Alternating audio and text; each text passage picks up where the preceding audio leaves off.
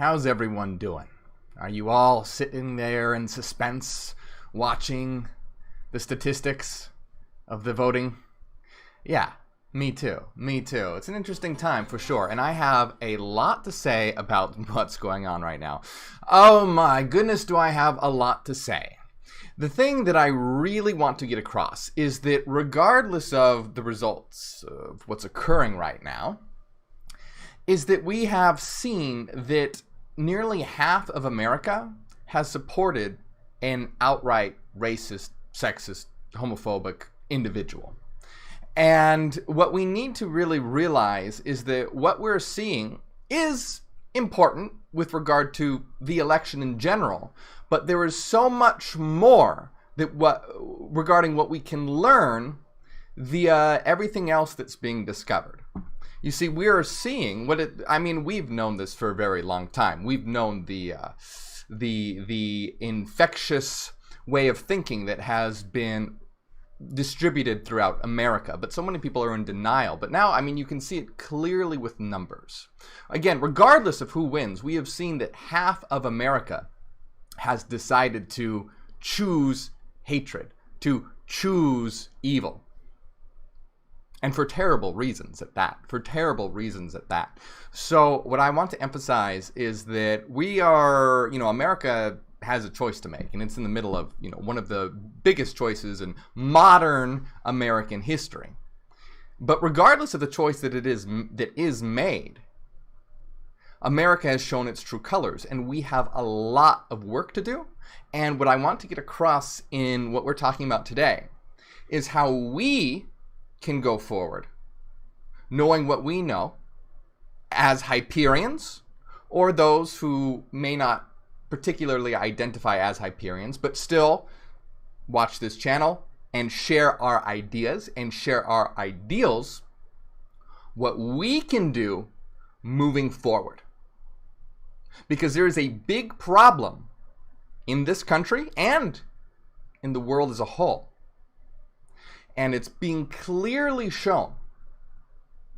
And first of all, I want to get across, right? Everyone's watching in anticipation of the results. And it's looking like Biden is going to win. Most likely Biden will win. There is still a chance that Trump could. But it's looking most likely like it will be Biden. But there's always that chance that Trump could win. Now, what I want to emphasize here is that if Trump does win, America will devolve into an outright fascist country.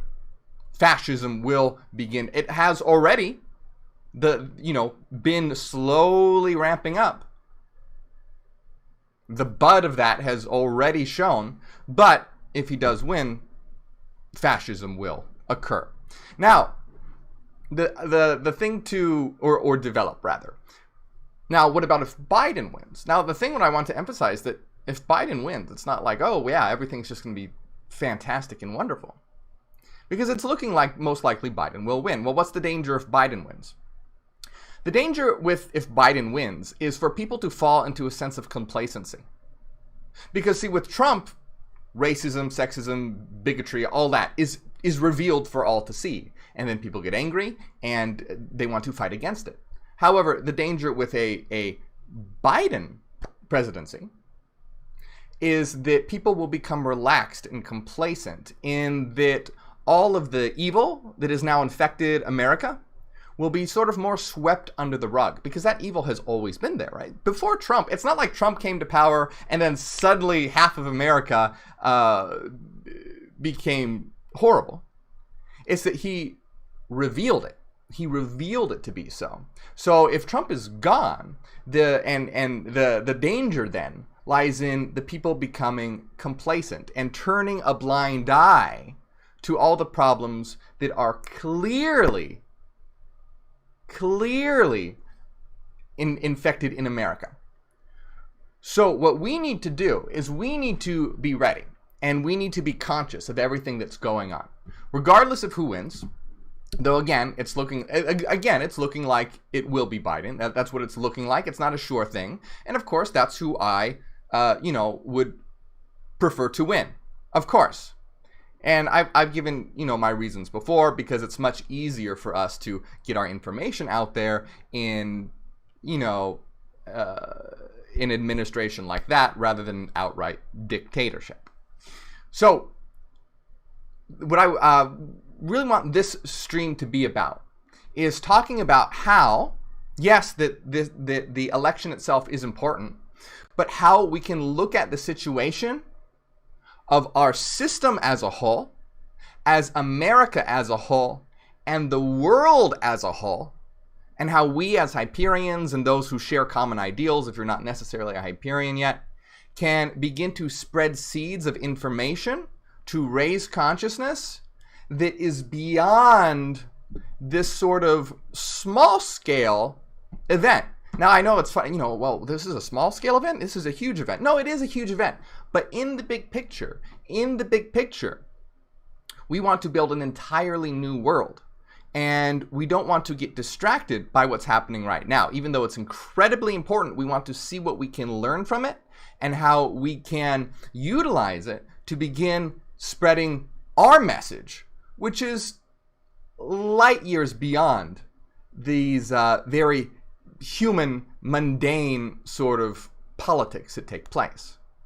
So that's what we're going to be talking about today, and I have a lot to say about it. We're going to be talking about democracy in general, what Socrates and Plato thought about democracy, and our response for putting forth a Hyperion meritocracy and how we can correct all these different things. I mean, we're going to talk about the Electoral College, we're going to talk about the popular vote, all this, and all within the lens of building a new world based on what we know.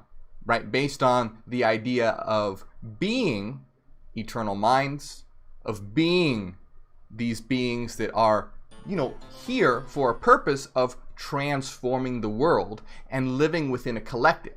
So the important thing to remember is that it doesn't really ultimately matter what president we have. I mean, yes, it does matter on a small scale, but ultimately, those who rule the world are the rich elite. The oligarchs are ultimately those who are in control. You can't vote them in or out. So yes, in a certain way, it does matter on a small scale who is president for getting across ideas and things like that. But ultimately, when we're looking at the big picture, you know, historically in the world, it's the oligarchs that are in charge. The different presidents that we get are just surface changes, different faces, but the problems that are underlying the world stay entrenched. So we're not going to have major change until we do something about the rich elite and the oligarchs. But one thing that I want to really talk about here is because we're seeing a lot about the Electoral College and the popular vote. Because a lot of people want to abolish the Electoral College and go to the popular vote. Because, you know, Biden is clearly, he has received the most votes in history. He's won the popular vote. So I want to talk about this a little bit with regard to how we view the world. Okay? You know, Electoral College versus popular vote. So is the popular vote better than the Electoral College? Maybe. Maybe it is. Maybe it is. But what I want to emphasize is that in a Hyperion meritocracy, in a meritocratic democracy, it's not about an electoral college and it's not about a popular vote. It's about qualified voting. And what I really want to get across here is that in a Hyperion meritocratic system, qualified voting is all about education and intelligent voting. Not about just, the greatest numbers possible. Because what happens when it's just based on purely the popular vote is that you get a system that is geared towards mediocrity, the most average. Right? That's why we even got Biden as a candidate, because we wanted, they wanted to put forward someone who appealed to the most people. And so you have to get the most average, sort of banal individual to appeal to the most. People with radical ideas, you won't get. So the issue here is that democracy with, this one vote, one person sort of deal, it leads to average. That's what it does. Mediocrity, and average. And do you want to live in an average world? We live in a very banal, average world right now. Do you want to have an average experience? Did you incarnate into this reality to have an average experience? No. But that's what happens when you have something like this, is that you get the average. And I want to point out that Socrates was against democracy. Socrates was against democracy. Well, what happened to Socrates? Socrates was put to death by the Athenian democracy. And why? Because Socrates wasn't average. In that time, Socrates was a radical individual, talking about individualism, talking about, questioning things, getting people to think about new ideas, new ways. But guess what? The Athenian democracy put him to death for corrupting the youth and denying the divinity of the gods. So, do you see? Socrates wasn't average. Socrates wasn't banal. Socrates wasn't like everyone else. So the majority, the Athenian democracy, put him to death. Some people have even speculated that maybe Socrates wanted to be put to death to show his opposition to the Athenian democracy. It's an interesting point. But I really want to emphasize that that's what happens. When you have this averaging system, you get average results, and it negates anything that breaks from that mold, just like Socrates being put to death by the Athenian government, the Athenian democracy. Now, Socrates, his student, Plato was also against democracy. And Plato said, let me read you this great quote by Plato. Plato says, dictatorship naturally arises out of democracy, and the most abrogated form of tyranny and slavery out of the most extreme liberty. Dictatorship naturally arises out of democracy is a quote by Plato. And you can see that attempt to be made by Trump. That attempt to be made by Trump. Now, let's talk about what we want. Because what we want is a meritocratic democracy, which is a democracy like you've never heard before. And talking about this ties in because a meritocratic system, a Hyperion meritocratic system, isn't about average, getting average results. It's about getting the best. And so it must center around education and consciousness. So Socrates says democracy is only as good as the education that surrounds it. Democracy is only as good as the education that surrounds it. So what we need to do in a Hyperion meritocracy, it's about making education, your level of consciousness, your education, being centered around how we make choices and sort of steer the ship of our nation, the world, etc., etc. And here's another quote. Now, this is by Harry S. Truman. It says, without a strong educational system, democracy is crippled. Knowledge is not only key to power, it is the citadel of human freedom.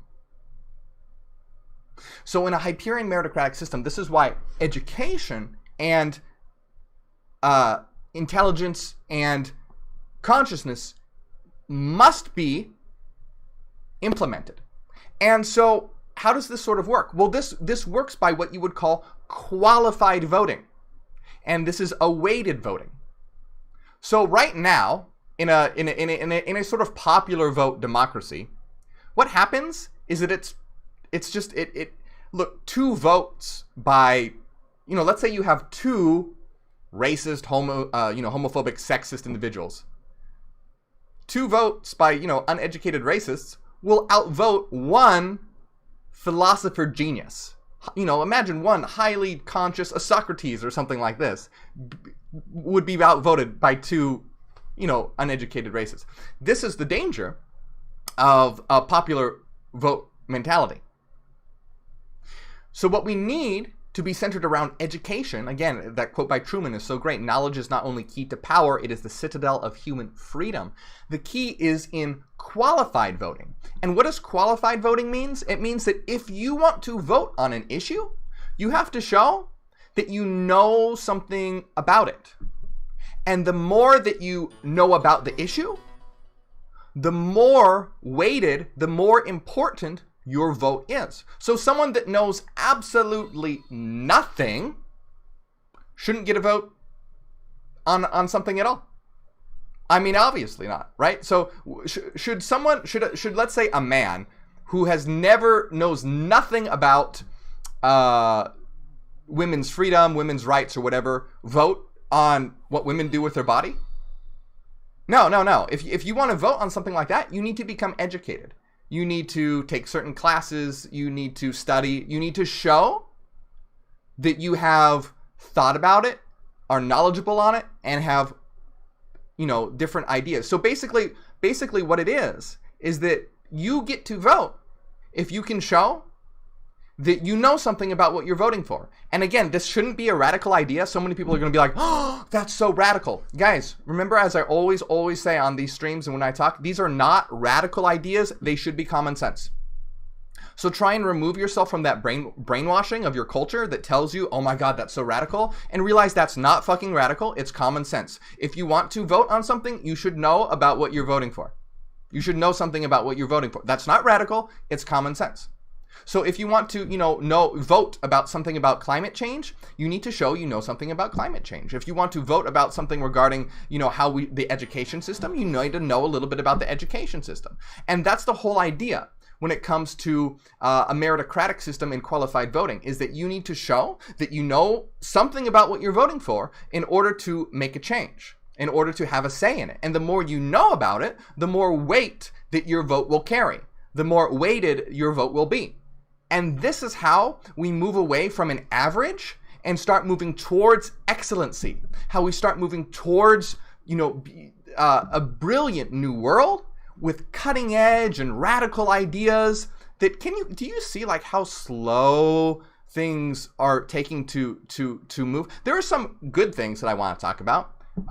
We just had a first transgender individual get voted in. Decriminalization of drugs in Oregon, things I want to talk about like that.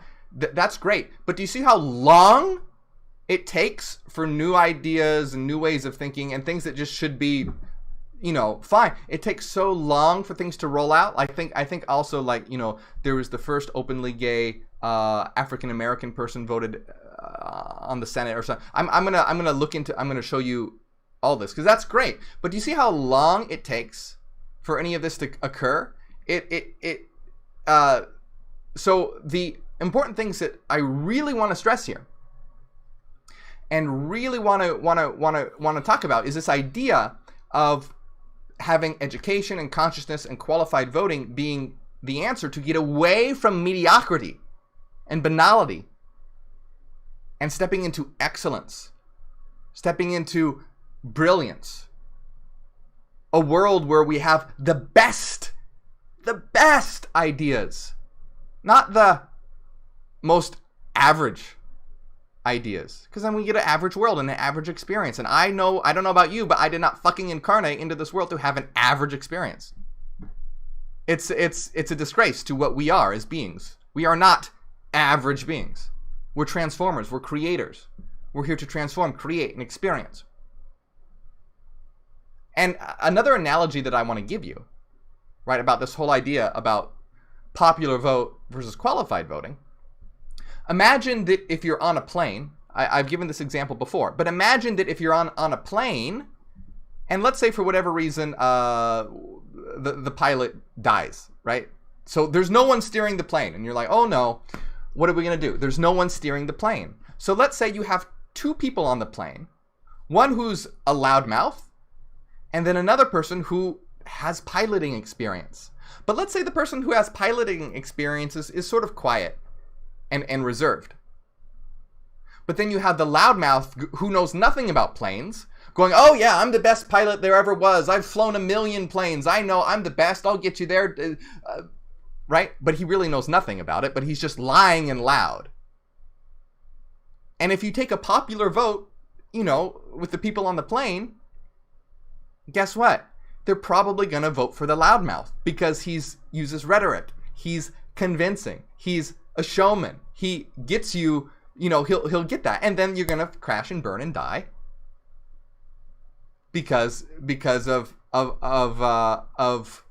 what's happening. But instead, if you had qualified voting, the quieter pilot might say, look, no, here, you can see, look, here's my paperwork. You can see I've taken lessons on how to fly and things like this. And then if we had only, those who knew a little bit about planes and whatnot voting, then you would see how it would lead to a much better result. Now, that's just one example. There are many, many, many different examples. But the point is, when it comes to voting, that's what we're doing. We vote for who gets to fly the plane of America. And you got a loudmouth for 4 years. And that's what happens when you go with these systems that are not centered around education and consciousness and knowledge. Megan says, so you're suggesting a voting license, a sort that you have to renew every election? That's brilliant. Not really a voting license, because that would sort of basically, it's not just on one issue. It's very dynamic, right? So you get to vote on and have a certain say depending on what is occurring. So it's not sort of like a one size fits all. So, for example, let's say that you are extremely knowledgeable in climate change. Then you would be able to vote and have a very powerful vote on things relating to climate change. But let's say you want to vote about, abortion. Well, just because you know something about climate change doesn't mean you know anything about abortion. So if you want to vote on something about relating to abortion, then you need to educate yourself on that topic. So it's not like a one-size-fits-all sort of thing. It's very specific to what you want to vote for. And again, this might seem radical, but no, it's common sense. You need to know something about what you want to vote for. So let me answer this question that's really important here. Someone asked, and this goes hand in hand. Someone asked, what happens if someone isn't qualified? Someone said, this is a great idea, but what happens if someone isn't qualified? Well, the thing is, if they're not qualified, then they don't get a vote. Seems radical, right? However, we would have material for them to educate themselves with, right? So for example, let's say there's something coming up. You want to vote. Let's say there's a vote on climate change or something. Some kind of vote dealing with climate change. So you'd get an information packet. It would say, hey, we're going to have this vote on climate change. If you'd like to take part in this vote, here is what you need to educate yourself on. Here are the resources. Complete it, show us that you have, and you'll be able to then take part in the vote. And the more educated you are, the more weighted your vote will be. So it might seem radical to say, oh, they don't get a vote if they don't qualify. But if they don't qualify, that's because they have chosen to not look at the information that goes with it. So again, this seems like, oh, wow, such a radical idea. But it's really not. Once again, if you want to vote about something, you have to know something about it. And that will be provided. It'll be like, hey, look, we want your input. Please give us your input. But hey, if you want to, though, here's the information that you need to know about it. So that's again what's really important about all this. And I want to address also something that David said, is that, yeah, the most important thing, right, another important element of a Hyperion meritocracy is about those who want to be in leadership positions. So we have this idea of qualified voting. That's a really important element of meritocracy, Hyperion meritocracy, that's based on the mind. Do you see how we're basing things on the mind? Because we know this is a mental reality. And do you see how we're basing things on the mind? It's not just about, do you see how the popular vote, it's just about bodies. Do you see how it's tied to materialism? The popular vote is about bodies. How many people? You know? One person, one vote. Doesn't matter what they have in their head. Doesn't matter about their mind. Again, two homophobic, racist, uneducated people will outvote a Socrates. That's horrible. But it's just about bodies. So do you see how the popular vote is tied to materialism? Whereas qualified voting, Hyperion meritocracy, is tied to the mind. It's not just, oh, how many bodies? No, it's about the mind. So anyway, qualified voting is a really important aspect of a Hyperion meritocracy. Also, those who want to take a leadership position in a Hyperion meritocracy must show competence in 3 areas, and that is reason, merit, and compassion. Okay? Anyone who wants to take a leadership position must show that they are rational, must show that they are meritable, and must show that they are compassionate. What does this mean? Rational must, what it means to be rational means that you are going to make your decisions based on reason, and not based on, emotion, not based on, oh, I'm really angry, so I'm going to go do such and such, but rather on reason. And that reason also entails knowing about what existence is, reason, having logic and reason, knowing about existence, because you can't be a leader if you don't understand teleology, where we're going. And we're all going towards a society of the divine. That's what we want to build. And so if you're going to fly that plane or steer that ship, you have to know the teleological direction. You can't just go in circles, which the world is doing. The world has no teleology. The world has no goal, has no purpose, except to make money. We want a society of the divine. So you must show that you're rational. You must show you know something about reality, and that you're going to make smart and intelligent decisions and not let your, just make emotional ones. Then you must also show that you are meritable. What does that mean? It means you have to show that you have skill in whatever leadership position you want to fulfill. Again, shouldn't be controversial. You must show that you know something about the leadership position that you want to be in. And then very important is compassion. What does compassion mean? It means that you have the good of the collective in mind, not individual self-interest. So you must show that you are compassionate in that you are going to be making decisions for the good of the people, for the collective, and not for self-interest, not for personal gain, but for the collective. And for this is a very important aspect, which is why anyone taking leadership positions have to undergo, psychological evaluations by teams of psychologists to make sure that they're not, psychopaths or, extreme narcissists or anything like that. No, they can't. They would be disqualified, right? That's how we prevent evil people from getting into power. Those who want to divide and separate and be individualistic rather than working for the good of the people. And that's what's so important too about what we want to do. Remember, because we have this idea that reality is mind and that we are a collective, both individual and one, both one and many. Remember the Abraxian absolute perspective and the monadic and avatar perspective. So we need to incorporate all of that. And what's critical about this is we finally, for the very first time, need to actually make it about we the people, right? That's what America says, we the people. Oh, really? Oh, really? When was it about we the people? How is it about we the people when that we doesn't include black people? How is it about we the people when that we didn't include women, when women couldn't vote? How is it about we the people when it doesn't include the LGBTQ plus community? It's not about we the people. It's about we who we like. We and those who are in power and our close friends and our personal agendas.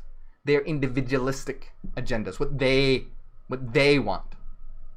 So we want to make a world that is about we the people for the very first time.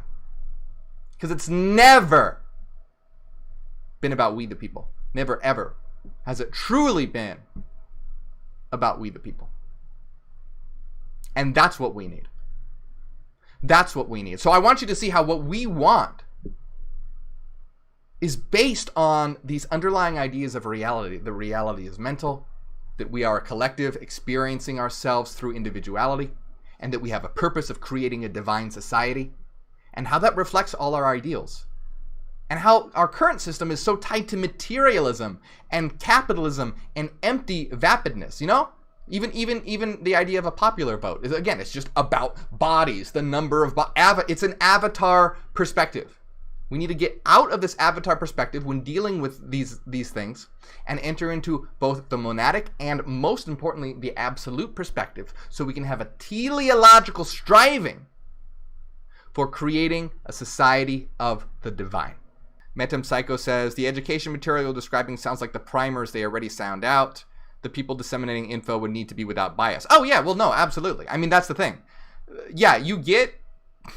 No. What you get, you don't get educational material. You get bought and paid for propaganda. So that's what's really important to understand. You don't get educational material. You get pamphlets of propaganda that's bought and paid for people with agendas. So there's a huge difference. And what's underlying that? The oligarchy. The oligarchy, because the oligarchy controls propaganda. And the oligarchy will pay for whatever thing that it wants to get passed to have the most rhetoric, the most enticing propaganda. So that's why the oligarchy needs to fucking go. So good point. But that's why our world will be completely different. And this brings up a good point. Another thing that I want to talk about, the element of a Hyperion meritocracy that's so important, is abolishing the rule by the rich. Abolishing the oligarchy. Because, and we have methods for doing that. Of course, we have methods for doing that.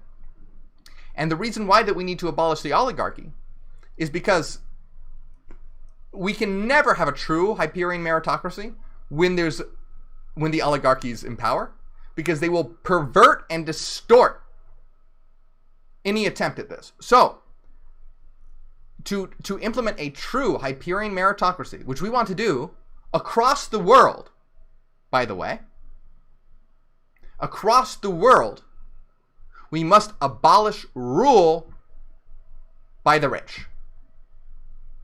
That should go without saying. That's why I didn't mention it till now, because it just it should be so. That should go without saying. That rule by the rich must come to an end. So I'm seeing a lot of people ask about the idea of money, and this is what I want to bring up too.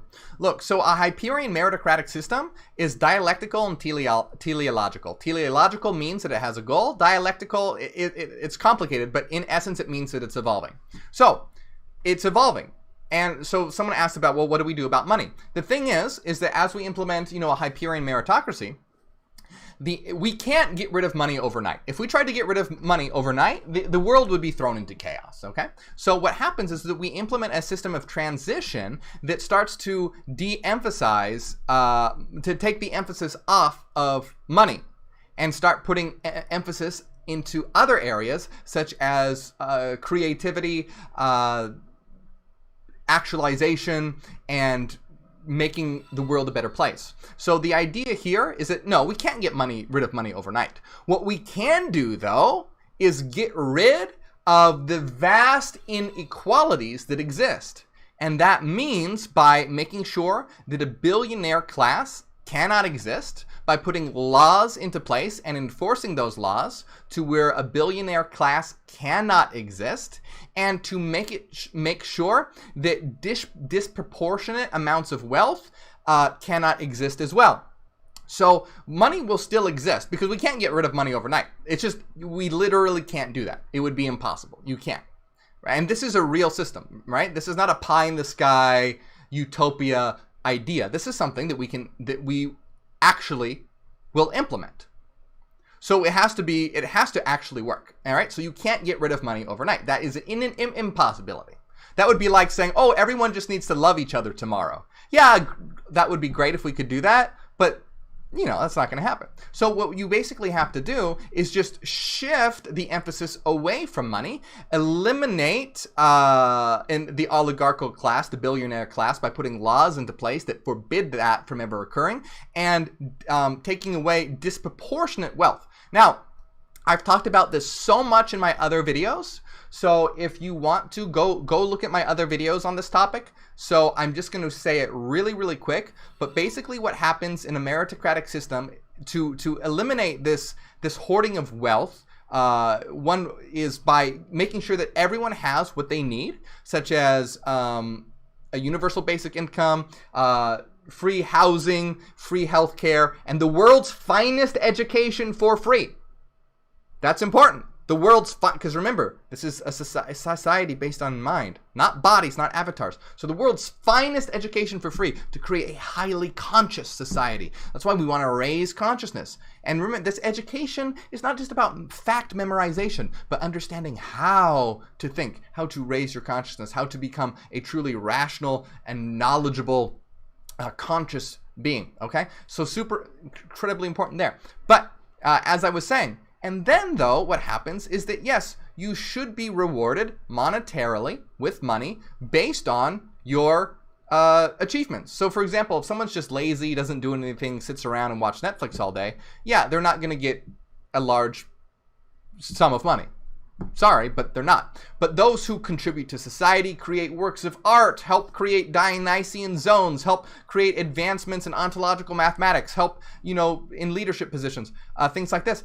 Well, let me take away leadership positions for now, actually disregard that element of it, because leadership positions have to be handled in a very special case, because we want to make sure that it's done for the good of the people and not self-interest. But so disregarding that case for the moment, but other things, right? Creating art, etc. Creating advancements in other areas of whatever have the case. Of course, you should be rewarded for that. But there shouldn't be such a huge gap, right? Like right now, let's say someone who creates great achievements, right? Let's say that means that they make 20 times as much. That's fine. They should be rewarded. The problem is that we live in a world that rewards people thousands upon thousands of times more, and you create huge wealth gaps. You get an oligarchy, you get the billionaire class. They strip the world of its resources. They hoard it all for themselves like dragons sitting on gold. People starve, people die, the world runs into ruins and chaos. So and the point is, in the Hyperion meritocracy, it's about rewarding people when they need to be rewarded, but not at the same time making sure that the gap isn't so huge that you start creating an evil oligarchical system. So what can we start to do right now? Remember, we are in a war of the mind. This is a war of consciousness. So what we need to do right now is start spreading these ideas, spreading this information, and planting the seeds for a new world. That's what we need to do right now, and I can't emphasize enough how important it is to start spreading these ideas and spreading this message, and that lies with you. That lies with you. This is in your hands. This is in our hands. No one else is going to do it. No Jesus from the sky is going to descend and wave a magic Jesus wand and make everything better. None of that is going to happen. It's up to you, it's up to me, and it's up to us. That's why I create these videos and do what I do, to spread this information. That's why so many Hyperions, like the Hyperion Source and Faith Kills and all these other great channels that make Hyperion information, do it to spread this information. And you have the opportunity to do it as well. And that is going to be unique to who you are. Just sharing these videos, sharing our content is incredibly helpful. If you're a musician, write songs about it. If you're an artist, create art around it. If you're a videographer, create videos around it. And if for some reason you're not able to do that, then just share these videos. Tell people about it. Spread this information. Remember, it is an idea that is the most powerful weapon. Because nothing is more powerful than an idea whose time has come. It's a quote by Victor Hugo. Nothing is more powerful than an idea whose time has come. And we are the idea. So what can you do about it? Start spreading this information, because this is a war of consciousness. It is a war of the mind. Start helping us plant these seeds across the world, because this isn't just about America. This is about the world. And guys, I say this so much. This is small potatoes too. Like, honestly, we're not just even about the world. We are about the universe. But we need to start. We need to take it one step at a time. One step at a time. And that starts at the location that you currently live in.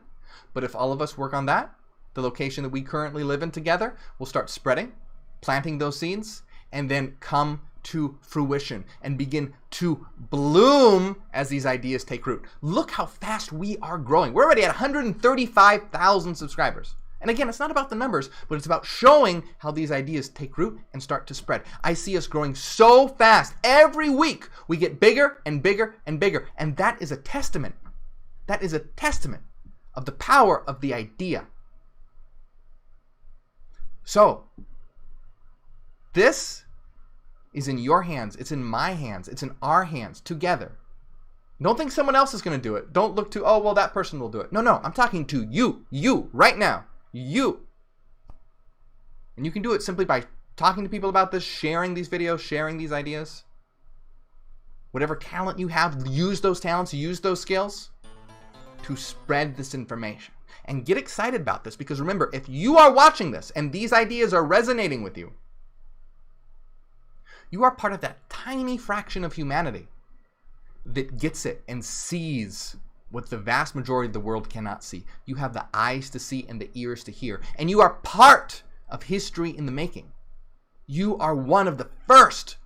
And so take pride in that. Take pride in that, because you have the eyes to see. You're not believing it just because, oh, it's popular and your friends believe it. Or some politician told you to, or some, authority figure told you to. No. It's because you see the truth in it. You have the eyes to see and the ears to hear. So first of all, again, I always say this, but I know these ideas can seem hard to grasp, especially with ontological mathematics and things like that. But if you're just getting it on any level, have pride. There's nothing wrong with pride as long as, it's not taken out of control. There's nothing wrong. Have pride. Feel good that you're one of the very few who understand and see what it's about and are part of history in the making. So let's go out there. Let's get out there.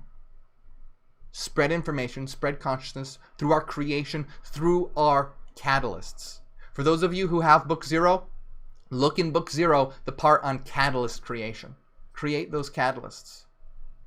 And for some reason you can't do that, then just spread this information. Tell people about, share these videos. Help us plant the seeds for a new world, so we can do away with the shit that we have now. And stop picking the least of two evils. Right? What a terrible world where we have to pick, like, oh man, who's less bad? Ugh. What kind of world is that? Let's get out of this world that's about surviving and step into a world that's about thriving. Step out of this world of mediocrity, the average, and the banal, and step into excellence, the best, the most exciting, the most exhilarating. Because that's what we came here to do. We came here to learn. We came here to grow. We came to experience. We came here to transform. We came here to create. So let's get to transforming. Let's get to creating.